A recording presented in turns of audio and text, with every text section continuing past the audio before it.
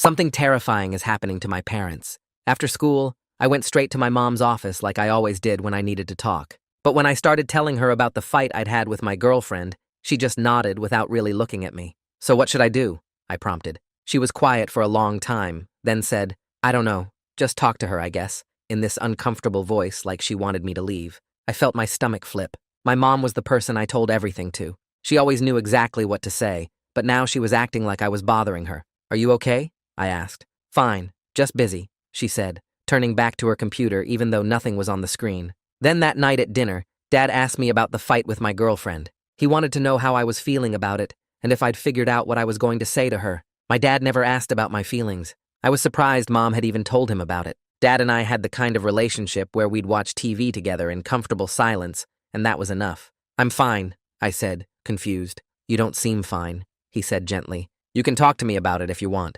I looked at my mom, but she was just pushing food around her plate and not paying attention to either of us.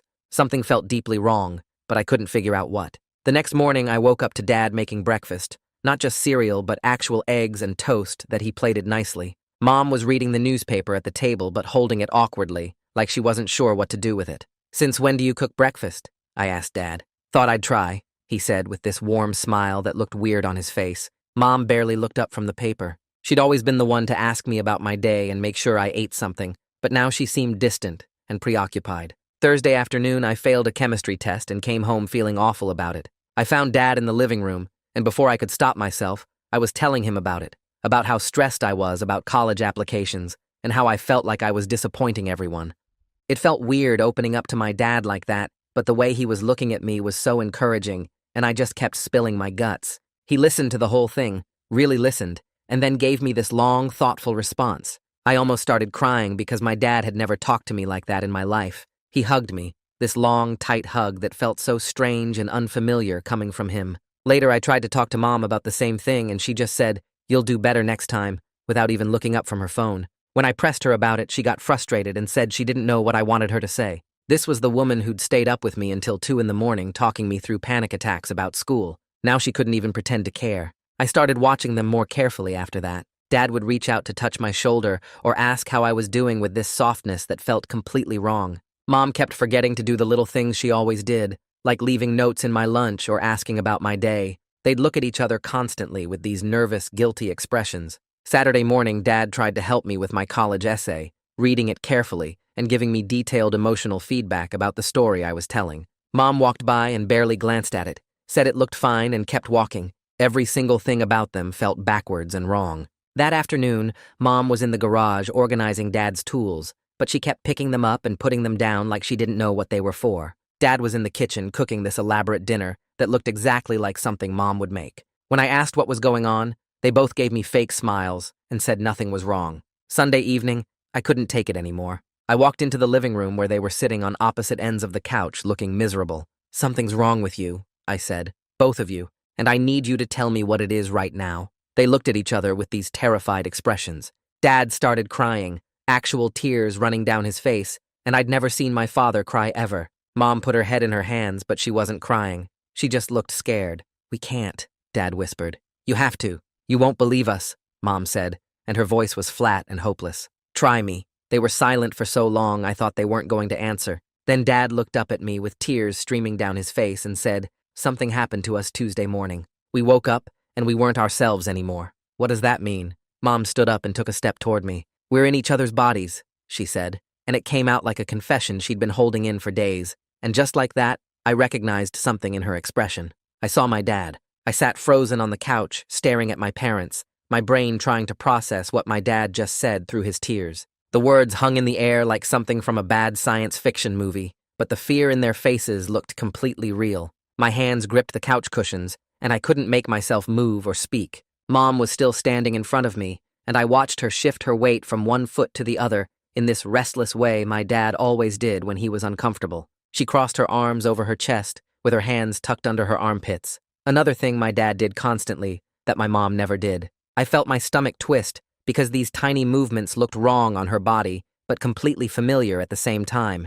Dad was crying harder now, tears running down his face in a way I'd never seen in my entire life, and he kept wiping at them with both hands, like he didn't know what to do with the emotion. My mom never cried like this either, not with these big, messy sobs, but the way he was hunched over with his shoulders shaking looked exactly like how my mom cried at sad movies. I realized I was searching her face for some sign this was an elaborate prank, some hint that they were messing with me, but all I saw was genuine terror. My hands started shaking and I had to clench them into fists to make it stop.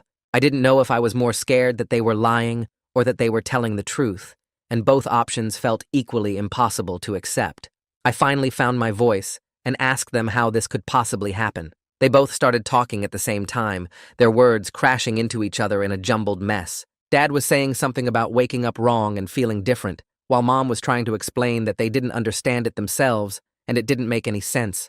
Their voices got louder as they talked over each other, each one desperate to be heard, and I had to hold up my hand to make them stop. The panic in their voices sounded genuine, but nothing they were saying made any actual sense. Mom kept saying she opened her eyes and everything felt heavy and different, and Dad was describing waking up lighter and smaller, and I couldn't tell if they'd rehearsed this story or if they actually believed what they were saying. I asked them to slow down and explain one thing at a time, but they just looked at each other with these helpless expressions, like they didn't know where to start. Dad reached out like he wanted to touch Mom's arm, but then pulled his hand back, and I noticed they were keeping physical distance from each other, like they were scared to get too close. Dad was still crying, and Mom looked like she wanted to run away, so I told them we needed to slow down and figure this out logically. I grabbed a notebook from the coffee table, one I used for homework, and flipped to a blank page. My hands were still shaking, but having something concrete to do helped me focus. I wrote the date at the top, and then Tuesday morning underneath it, trying to organize the chaos into something I could understand. I asked them to tell me exactly what happened when they woke up that day, and they both started talking again, until I held up the pen and told them to take turns. Mom went first, and described opening her eyes and feeling completely disoriented, like she was in the wrong place. She said her body felt too big and heavy, and when she tried to sit up, everything moved differently than she expected. Dad nodded along and said he had the exact opposite experience, waking up feeling small and light in a way that scared him. I wrote down everything they said, even though it sounded crazy, making 2 columns for their separate experiences. The act of writing helped my brain slow down and process what I was hearing instead of just panicking.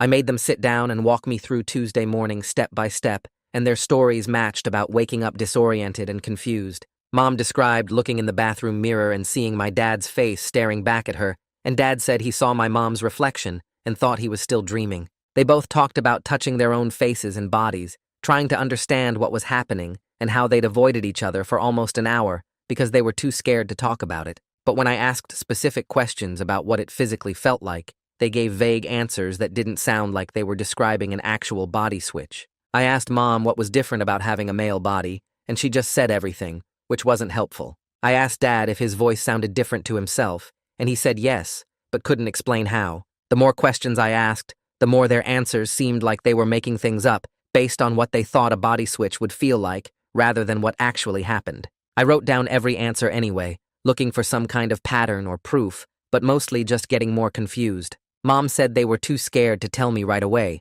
because they didn't know what was happening. She explained that they thought maybe it would just reverse itself if they waited, like it was some kind of temporary thing that would fix itself. Dad added that they didn't want to scare me until they understood what was going on, and they kept hoping they'd wake up the next morning back to normal. I felt anger rising in my chest, because they'd been lying to me all week while I thought I was going crazy, noticing all the changes. I asked them how they could let me think something was wrong with me when they knew exactly what was happening, and Mom looked down at her hands with this guilty expression. Dad tried to apologize, but I cut him off because I was too mad to hear it right then. I'd spent days watching them act weird and thinking maybe I was the problem. Maybe I was being too sensitive or reading too much into normal behavior. Now they were telling me they'd known the whole time what was causing it and just didn't tell me. I wrote down "lied for 5 days" in my notebook with enough pressure that the pen almost went through the paper. I asked if they'd told anyone else or gone to a doctor, and they both looked horrified at the suggestion.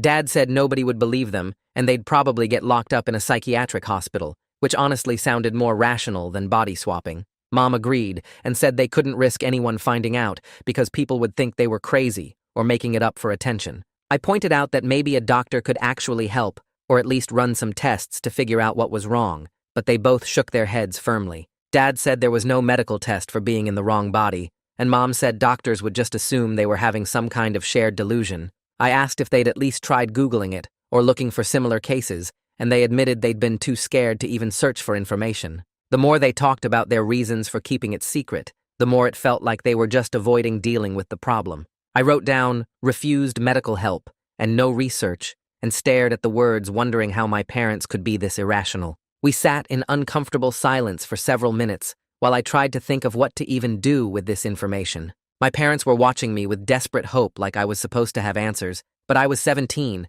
and this was completely beyond anything I knew how to handle. I looked down at my notebook with its messy notes and contradictory explanations and realized I had no idea how to help them. If they really believed they'd switched bodies, then something was seriously wrong with their mental health and they needed professional help. But if they were telling the truth, and this was somehow real, then I had no clue what to do about that either. Dad kept wiping his eyes, and Mom kept shifting her weight from foot to foot, and they both looked so scared and lost that I felt bad for being angry at them. I closed the notebook and set it on the coffee table, trying to think of something useful to say or do. The clock on the wall ticked loudly in the silence, and I counted 15 seconds before anyone moved or spoke. Finally, I told them I needed time to think, because my brain felt like it was going to explode from trying to process everything at once. I told them I needed time to think, and went to my room, closing the door behind me and leaning against it for a moment. My legs felt shaky, so I walked over to my bed and sat down in the dark without turning on the lights. The street lamp outside my window cast orange shadows across my floor,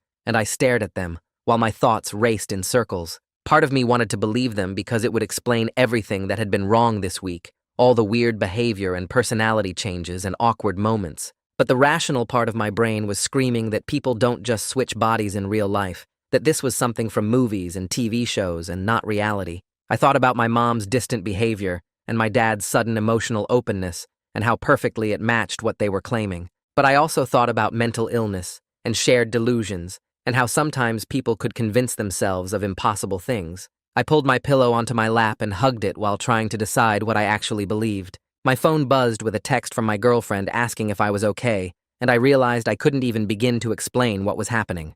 I grabbed my phone and opened the Notes app, starting to make a list of things I could test to see if their claim was real. I typed out questions only the real person would know, like asking my dad about my mom's childhood or asking my mom about my dad's work projects. But then I realized they'd been married for 20 years and probably knew most of each other's basic information, so that wouldn't prove anything. I added ideas about watching for habits that should be automatic, like how they made coffee or how they walked or what side of the bed they slept on. I thought about mannerisms and gestures and all the tiny unconscious things people do that define who they are. If my mom was really my dad, she should move like him and react like him and have his automatic responses to things. I kept typing, adding more and more tests to the list, anything I could think of that might give me actual evidence beyond just them acting different.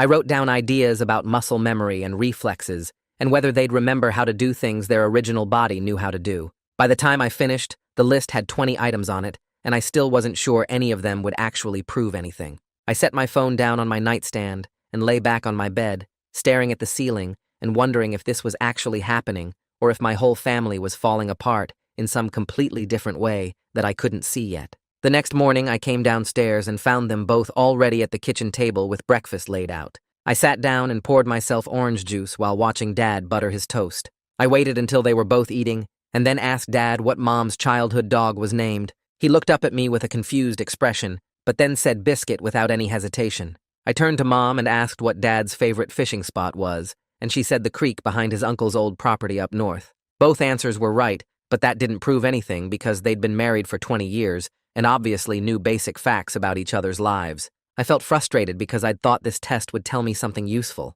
Dad got up to make more coffee, and I watched him carefully as he moved around the kitchen. He added 3 spoonfuls of sugar to his cup, which was exactly how Mom always made hers, way too sweet for how Dad normally drank it. He stirred it the same way too, tapping the spoon twice on the rim before setting it in the sink. Mom was sitting at the table with Dad's tablet open in front of her, scrolling through news articles really fast without actually reading them, just the way Dad always did when he was killing time before work. She had that same distracted look on her face that Dad got when he was skimming headlines. These tiny details bothered me more than the big personality changes because they felt automatic, like muscle memory that shouldn't transfer between people. I finished my breakfast quickly and left for school without saying much to either of them. At the school, I sat in my first period class and stared at the whiteboard without processing anything the teacher was saying. My mind kept replaying the breakfast scene, trying to figure out what it meant that Dad made coffee like Mom, and Mom read news like Dad. I zoned out completely during the lecture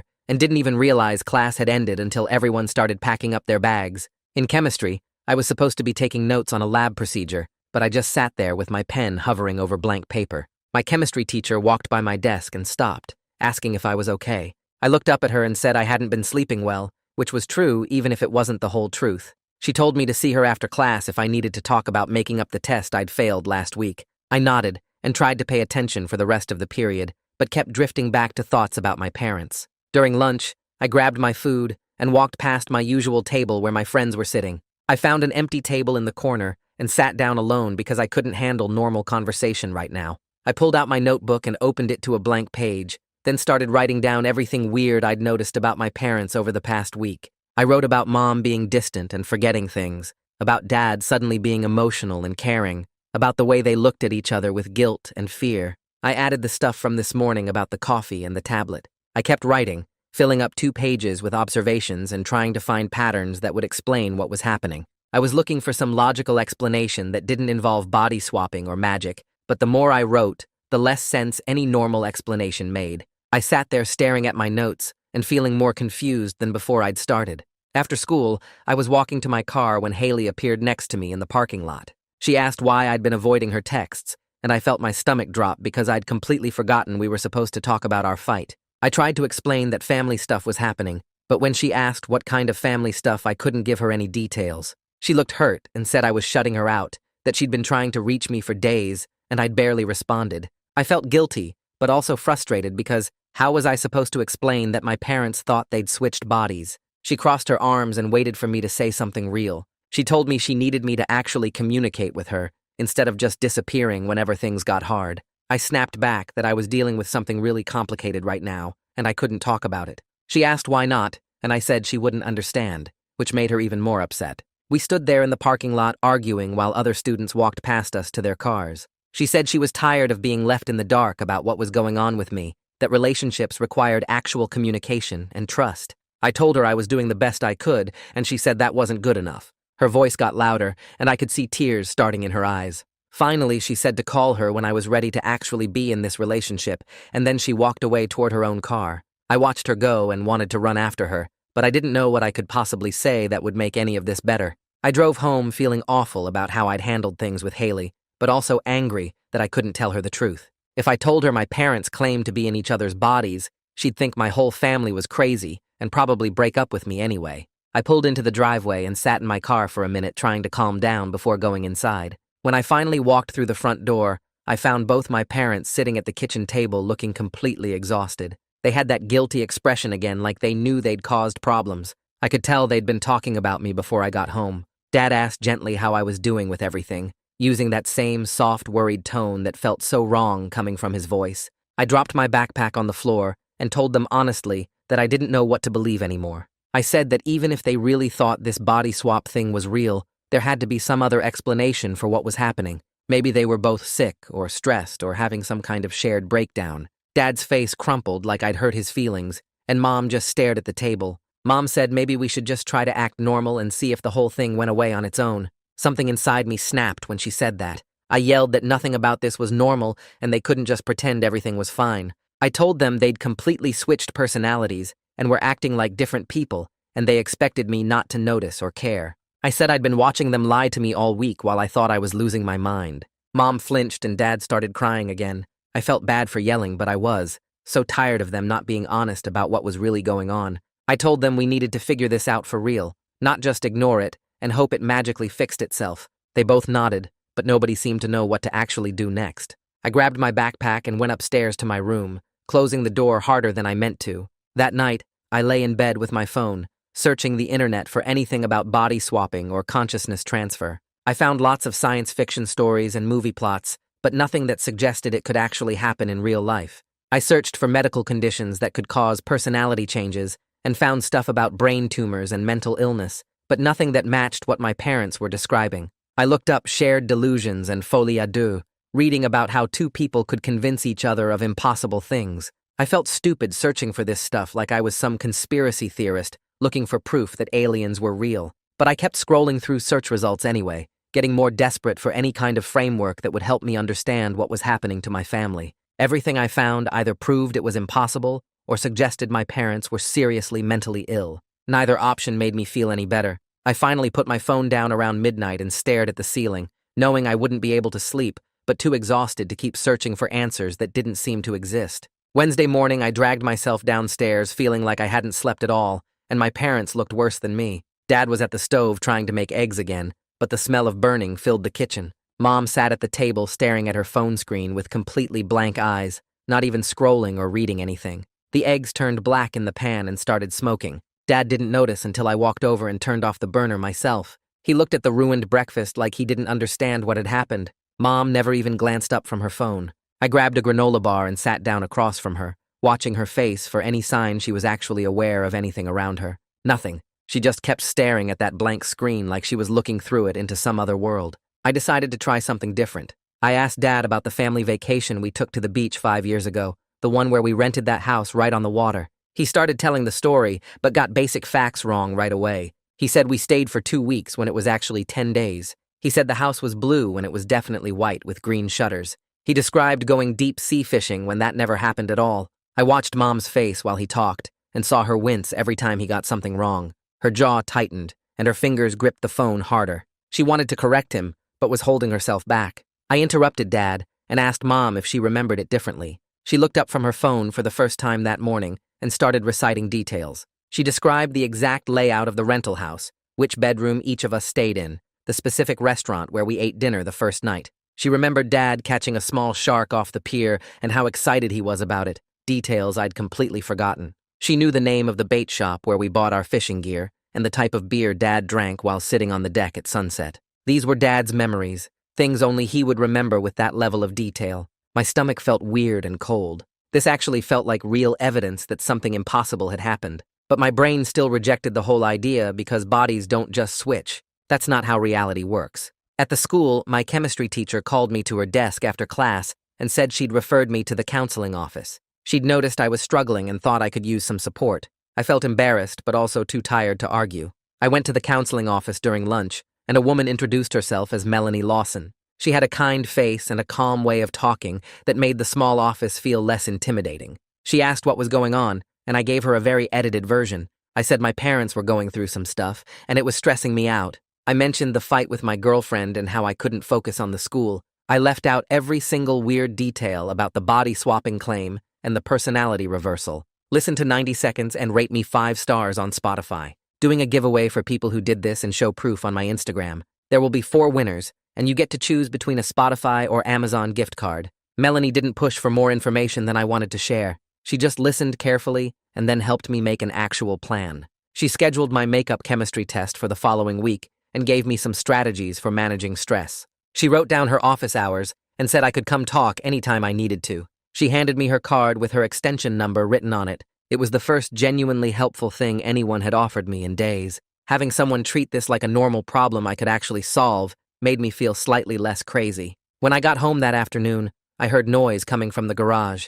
I found Mom in there surrounded by Dad's tools, picking them up and putting them down like she was trying to solve a puzzle. She was grouping everything by size instead of by function, the way Dad always organized them. All the screwdrivers together regardless of type. All the wrenches in one pile even though Dad kept them separated by measurement system. She looked completely lost and frustrated, holding a socket wrench and staring at it like she'd never seen one before. When she noticed me watching from the doorway, she just shook her head and walked past me into the house without saying anything. I went inside and found Dad in the kitchen starting dinner. He was actually doing a good job this time, moving around the space with confidence. He hummed while he chopped vegetables, using the exact rhythm and technique Mom always used. He checked the rice cooker the way she did, lifting the lid and stirring with a specific motion I'd seen her do 1,000 times. He seasoned the chicken with her combination of spices without even looking at the bottles. Every single gesture and mannerism was completely wrong coming from Dad's body. Watching him move through the kitchen with Mom's habits and patterns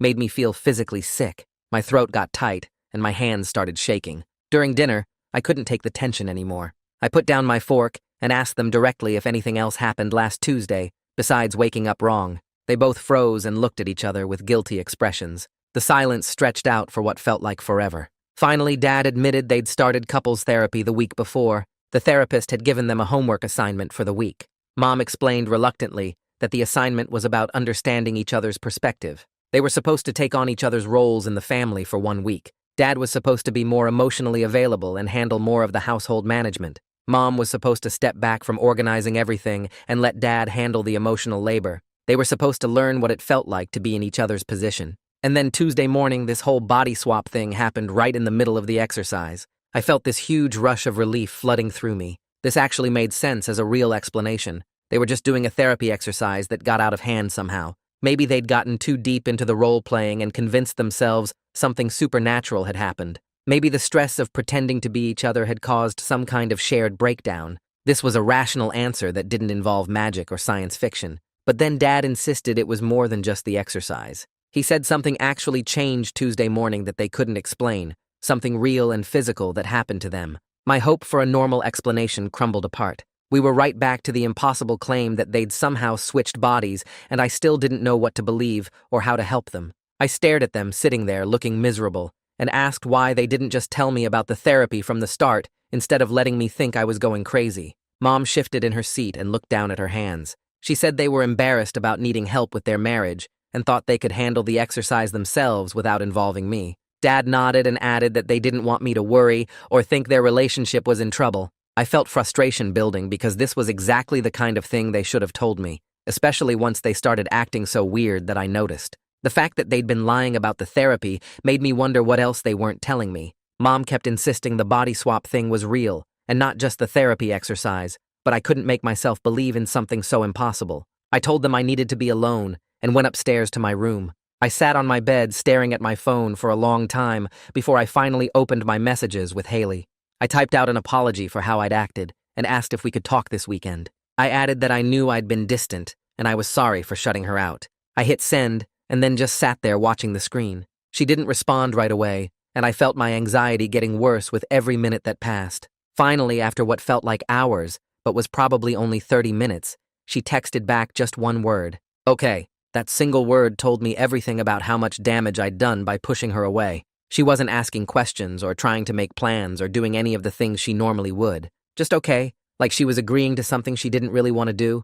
I knew I'd hurt something between us that might not heal easily. Thursday morning, I woke up to the smell of coffee and went downstairs to find Mom in the kitchen making breakfast. She looked up when I walked in and actually smiled, asking how I'd slept and if I wanted eggs or cereal. It wasn't the warm, enthusiastic way she used to be, but it was the first time all week she'd seemed even slightly like herself. I told her eggs would be good, and she nodded and started cooking. She asked me what I had going on at the school today, and actually listened when I told her about my classes. We had an almost normal conversation about my history project and whether I'd finished my English homework. It felt strange but good, like maybe whatever was wrong with her was starting to get a little better. Dad came down while we were talking and immediately started hovering, asking if I was okay and how I was feeling about everything that happened last night. He wanted to know if I'd slept well and if I needed to talk about my emotions. I told him I was fine and just wanted to eat breakfast and get ready for school. He kept pushing, though, asking if I was sure and saying it was important to process difficult experiences. I could feel myself getting annoyed with how much he was checking on me. After breakfast, Dad followed me around asking more questions about my feelings and whether I wanted to talk before school. He kept touching my shoulder and giving me these concerned looks that made me want to scream. Finally, I turned around and told him I needed some space and that his constant hovering was making everything worse instead of better. His face fell, and he looked genuinely hurt, but he nodded and said he understood. He backed off and went into the living room, and I felt guilty, but also relieved to have some breathing room. I grabbed my backpack and left for school without saying goodbye. At the school, I went straight to the counseling office during my free period. Melanie saw me in the waiting area and waved me into her office with a friendly smile. She asked how things were going at home, and I took a deep breath before admitting that my parents were going through something really difficult that was affecting the whole family. I didn't give her the crazy details about body swapping, just said they were struggling, and it was stressing everyone out. She listened carefully and then suggested that family therapy might be helpful for all of us to work through whatever was happening together. She pulled out a folder and gave me some referral cards for therapists who specialized in family counseling. I took them even though I wasn't sure my parents would agree to go, especially after they'd already been hiding their couples therapy from me. Melanie said I could come talk to her anytime I needed support, and I thanked her and left feeling slightly less alone in dealing with this mess. In chemistry class, I forced myself to focus completely on what the teacher was saying. I took detailed notes and asked questions when I didn't understand something, trying to prove to myself that I could still function like a normal student despite everything falling apart at home. My teacher noticed the extra effort and came up to my desk after class. She told me she'd scheduled my makeup test for next Tuesday and said she was glad to see me engaging with the material again.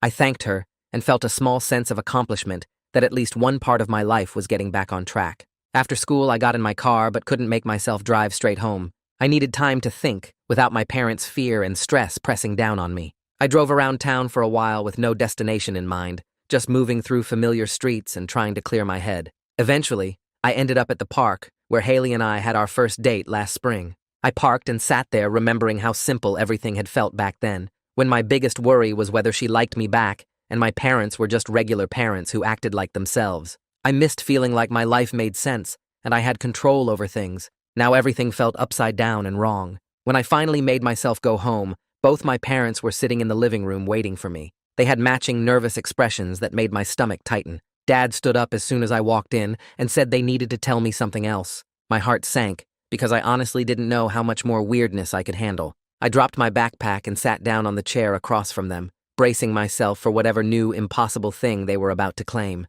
Mom leaned forward with her hands clasped together and started explaining that she'd been feeling foggy and disconnected beyond just the role reversal thing. She said it was like her thoughts were moving through thick mud and she couldn't quite grab onto them properly. Then she admitted she'd started a new medication 2 weeks ago for anxiety and hadn't thought to mention it because she didn't connect it to all the other changes happening. She said her doctor had prescribed it to help with stress at work, but she'd been feeling increasingly spaced out and forgetful since she started taking it. I felt this huge wave of anger and relief crash over me at the same time. This was finally a real, concrete, medical explanation for at least part of what was happening.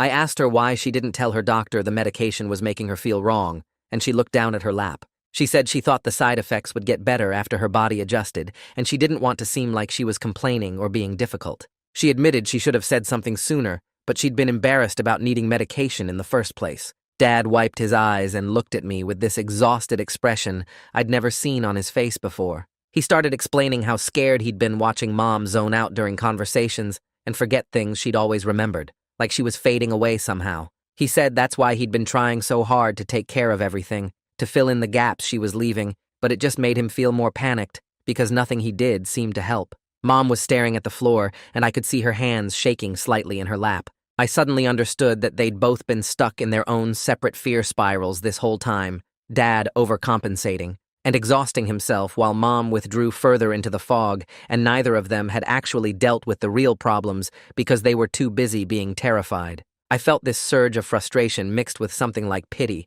because they were supposed to be the adults, but they'd completely fallen apart. I stood up and told them we needed to call Mom's doctor right now, tonight, and explain exactly what was happening with the medication side effects. I said we also needed to actually do the family therapy they'd mentioned because it was obvious none of us could handle this mess alone anymore. They both looked up at me with these relieved expressions, like they'd been waiting for someone to just make decisions and tell them what to do. Dad nodded and said that made sense, and Mom agreed in this quiet voice that sounded more present than she'd been in days.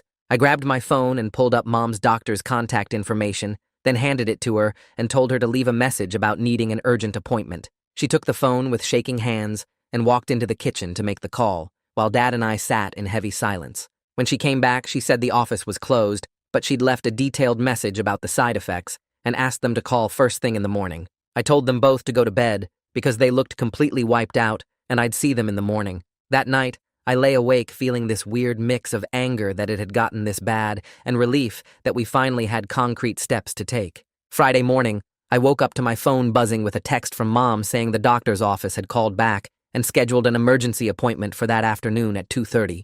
I went downstairs and found both my parents in the kitchen looking nervous, but also more alert than they'd been all week. I told Mom I could skip school and go to the appointment with her, but she shook her head and said she needed to do this herself, and Dad would go with her for support. I felt a little hurt that she didn't want me there, but also relieved I wouldn't have to sit in a doctor's office dealing with medical stuff. I grabbed breakfast and headed to the school, and the whole morning I felt distracted, but in a completely different way than before. Instead of the anxious confusion I'd been carrying around, I felt this cautious hope that we were finally taking real steps to fix things. During chemistry class, I actually paid attention and took notes, and my teacher gave me this small smile like she was glad to see me engaged again. At lunch, I was sitting alone at a corner table picking at my food when Haley appeared and sat down across from me. She had this careful expression on her face and asked if I was ready to actually talk now, not like before when I'd been shutting her out. I put down my sandwich and told her as much as I could without sounding completely insane, explaining that my parents were having serious problems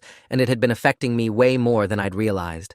I said I was sorry for disappearing on her and making her feel like I didn't care about our relationship. She listened without interrupting, just watching my face, and when I finished, she was quiet for a minute. Then she said she needed to know I wouldn't just shut her out every time things got hard at home, that she wanted to be there for me, but I had to actually let her in. I promised I'd try to do better and keep her in the loop even when stuff was messy. We agreed to take things slow and keep communicating, and even though we weren't completely okay yet, it felt like we might actually be able to fix this. She reached across the table and squeezed my hand, and I felt some of the weight lift off my chest for the first time in over a week. The rest of the school day went by faster, and I kept checking my phone hoping for an update from my parents. When I finally got home that afternoon around 3:30, both of them were already back from the doctor and sitting at the kitchen table. Mom looked completely exhausted, but her eyes seemed clearer somehow, less foggy and distant. Dad explained that the doctor had agreed the medication was definitely causing the cognitive side effects Mom had been experiencing,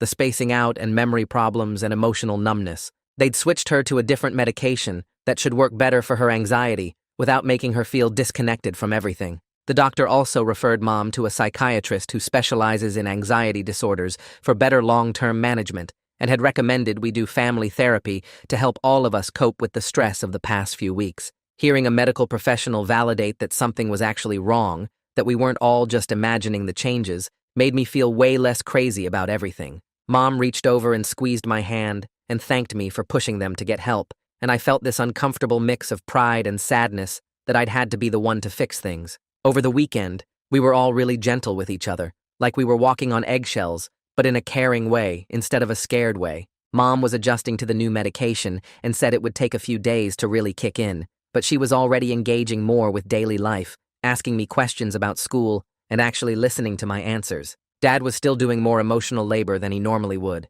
checking in on both of us and trying to keep things running smoothly, but it felt less overwhelming and desperate than before. Saturday, we ordered pizza and watched a movie together, and it was almost normal except for the careful way we were all treating each other. Sunday evening at 6, we had our first family therapy session with Alethea Padilla in her office across town. I was really nervous walking in, not sure what to expect or how much we'd have to talk about the weird body swap claim my parents had made. The office was small and comfortable with soft chairs and calm colors, and Alethea was this middle-aged woman with kind eyes who immediately made me feel less anxious. She asked us each to explain our perspective on what had been happening, and I went first, describing how my parents had suddenly switched personalities and behaviors. Mom went next and talked about the medication fog and feeling disconnected, and Dad explained about the couple's therapy exercise and trying to be more emotionally available. Alethea listened carefully to all of us without judgment, taking notes and nodding, and when we finished, she sat back and looked at us with this thoughtful expression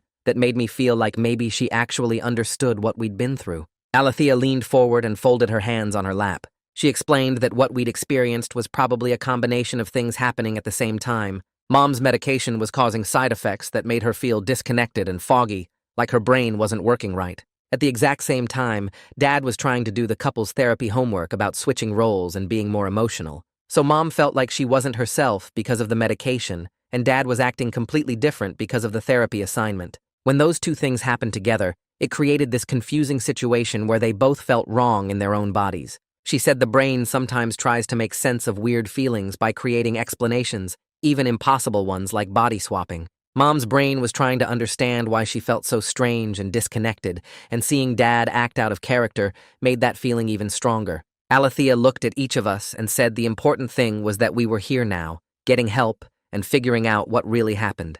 My parents both nodded, and I saw some of the fear leave their faces. She gave us homework for the week, stuff about practicing clear communication and separating the therapy exercise from real life. She told my parents they needed to just be themselves instead of trying to act like each other, and that the role reversal assignment had clearly gone wrong. Mom and Dad looked embarrassed, but also relieved, like they'd been waiting for permission to stop pretending. We scheduled another session for the following week and left the office. The drive home was quiet, but it felt different from the scared silence from before. Monday morning, I woke up feeling less anxious than I had in weeks. I got to the school early and went straight to the main office to check in about my chemistry makeup test. The secretary directed me to the testing room where I sat down with the exam. It wasn't easy, but I could actually focus this time, without my brain spinning about what was happening at home. I finished the test feeling okay about it, not confident I'd aced it, but pretty sure I'd at least passed. When I turned it in, my chemistry teacher smiled and said she was glad to see me looking more focused. After third period, I stopped by the counseling office, and Melanie was at her desk. She waved me in and asked how things were going. I told her my family had started therapy, and my mom was switching medications, and that everything felt like it was getting better. Melanie said she was really proud of me for helping my family get the support they needed, and that took a lot of courage for a teenager. She reminded me I could come talk to her any time if things got hard again. At lunch, I found Haley sitting at our usual table and sat down across from her. We started talking about normal stuff like her college essay and whether she was going to apply early decision anywhere. She told me about this huge fight she'd had with her parents over her major choice, and I actually listened and asked questions instead of being stuck in my own head. It felt good to support her for once, instead of always being the one with problems. She reached across the table and squeezed my hand and said it was nice to have me back. We made plans to hang out over the weekend, and it felt like we were finding our way back to normal. That week, I started noticing small changes in Mom. Tuesday morning, she asked me specific questions about my chemistry test and actually remembered the details when I told her about it. Wednesday, she left a note in my lunch like she used to, just a silly drawing of a cat. Thursday evening, she initiated a conversation about college applications instead of just responding when I brought it up. By Friday, she seemed more present and engaged, less like she was watching life happen from behind a wall. Friday night after dinner, she pulled me aside and apologized for scaring me. She said she hadn't realized how bad things had gotten until I forced everyone to face it, and she was grateful I'd pushed them to get help. I hugged her and felt like I was hugging my actual mom again, not some distant version of her. Dad was changing too, but in the opposite direction, pulling back from the constant emotional check-ins and hovering. Monday evening, we watched TV together without him asking how I was feeling every 5 minutes. It was just comfortable silence like we used to have, and I realized how much I'd missed that. He wasn't being cold or distant, just being himself instead of trying to be Mom. We fell into a better balance where he was available if I needed to talk, but not overwhelming me with concern. Wednesday night, we sat together watching a nature documentary, and it felt like getting back a piece of our old relationship that I'd thought was gone forever. Sunday evening, we had our second session with Alethea. This time, she had us practice active listening, where one person talked and the others had to repeat back what they heard before responding. It felt awkward and forced at first, like we were reading from a script, but it actually helped us realize how much we'd been talking past each other instead of really hearing what the other person was saying. We talked about how keeping secrets and not communicating had made everything worse. Dad admitted he should have told me about the therapy homework from the start. Mom said she should have reported the medication side effects to her doctor right away, instead of hoping they'd go away. I confessed that I should have asked for help sooner, instead of trying to figure everything out alone. Alethea said we'd made really good progress and scheduled our next session for 2 weeks out instead of 1. The following Tuesday, Mom had an appointment with a psychiatrist that her regular doctor had recommended. She was gone for almost 2 hours and came back looking tired but hopeful. Over dinner, she explained that the psychiatrist had given her a better treatment plan for her anxiety, different medication that shouldn't cause the thinking problems and foggy feeling. She said the new doctor had actually listened to her concerns and taken them seriously instead of just dismissing the side effects. She told me later while we were doing dishes that she felt like she was waking up from a fog. I could see her personality coming back in small ways each day, the way she hummed while cooking, how she organized the mail, the specific way she folded towels. 2 weeks after everything had fallen apart, I was sitting in the living room on a Thursday afternoon doing calculus homework. Mom came in from the kitchen carrying a mug of tea and set it down next to me without saying anything. It was made exactly how I liked it with honey and lemon, and she hadn't asked if I wanted it, just knew. It was such a small, normal thing, but I felt my throat get tight because it meant she was really coming back to us. She sat down on the couch with her own tea and started reading, and we just existed in the same space comfortably like we used to. Saturday morning, Dad woke me up early and asked if I wanted to go fishing. We hadn't been in months, not since before all the weirdness started. We drove out to his favorite spot by the lake and set up our chairs on the dock. We didn't talk much, just cast our lines and watched the water. It felt right in a way that all Dad's emotional conversations hadn't, just being together without needing to process everything. On the drive home, he turned down the radio and thanked me for pushing them to get help. He said he was sorry I'd had to be the adult when they were falling apart. I told him it was okay, and that I was just glad they were both acting like themselves again. He reached over and squeezed my shoulder, and that simple gesture felt more like my dad than all the long hugs and deep conversations had. The following Friday, I asked Haley if she wanted to come over for dinner, and she said yes, which made me more nervous than it should have. My parents knew we were back together, but this felt like a test of whether they could actually act normal around someone outside the family. Mom made her usual lasagna, and Dad set the table without being asked, and when Haley arrived, they were just themselves with her. Dad asked about her college applications, and Mom wanted to know if she was still playing soccer, and it was the kind of easy conversation we used to have before everything got weird. They weren't trying too hard to be friendly or acting distant and uncomfortable, just being regular parents having dinner with their son's girlfriend. After Haley left, I was loading the dishwasher when Mom came into the kitchen and started putting away leftovers. She worked quietly for a minute, and then said it was really nice to see me happy again, and I realized she was right. For the first time in weeks, I actually felt good, instead of anxious and worried all the time. The next Wednesday, we had our third session with Alethea, and we spent most of it talking about what we'd learned from everything that happened. Mom explained how she'd stopped trusting herself to know when something was wrong, and Dad admitted he'd been so focused on fixing things that he hadn't actually listened to what anyone needed. I told them I'd learned to ask for help instead of trying to solve everything alone, and Alethea said that was exactly the kind of growth she hoped families would get from therapy. She asked if we felt like we had better tools now for handling stress and communicating when things got hard,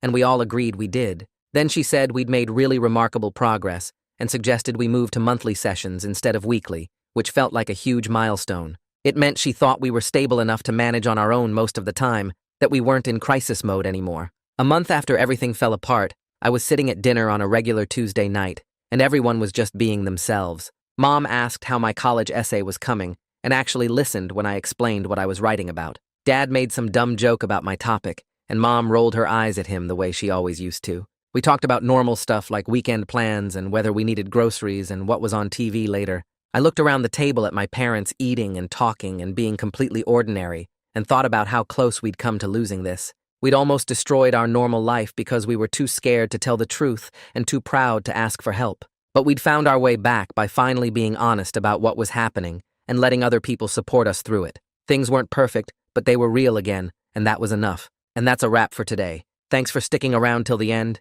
It really means a lot to me. I hope this story made your day just a little brighter. Subscribe and come back soon. We've got plenty more good ones ahead.